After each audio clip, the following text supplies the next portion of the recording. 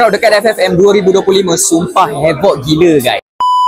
Aku rasakan sila-sila after this yang buka kedai dekat FFM 2025 ni, korang dah boleh letak kod price tag besar-besar, so that's orang daripada jauh dah boleh nampak. It's just my 2 cent lah. Actually aku dah pusing dah dekat semua booth, then now aku rasa tertarik and nak cuba satu perfume daripada Timur Tengah, which is adalah perfume kegemaran aku, Zimaya. Let's go guys. This one aku pilih suka sebab apa? Dia ada vibe bau macam Savage Elixir guys. Sumpah aku cakap this one is one of the best. Zimaya ada new release tak?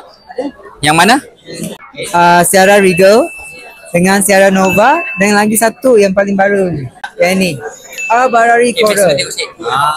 Bau dia fresh, citrus. You want to try? Boleh. Oh, okay. Aku rasa aku macam pernah bau perfume ni, tapi aku tak boleh nak bagi tahu korang. Nanti aku dah full review baru aku bagi tahu korang. Okay, yang ni dia macam bau Limali Elixir. Guys, tips dia kalau korang pergi beli perfume kan, jangan lupa untuk bawa pen. Sebab apa?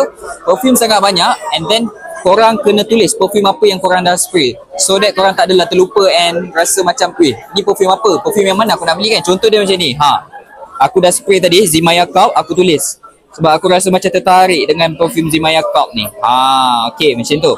Itu tips dia kalau kata korang pergi Fragrance Festival Malaysia ni. Yes, I like it. Yang datang ke FFM 2025 kali ni, jangan lupa untuk singgah ke booth Zimaya. Sebab apa? Macam-macam diskaun dan macam-macam promosi yang korang akan dapat. And also, ada diskaun hebat yang akan menanti anda semua.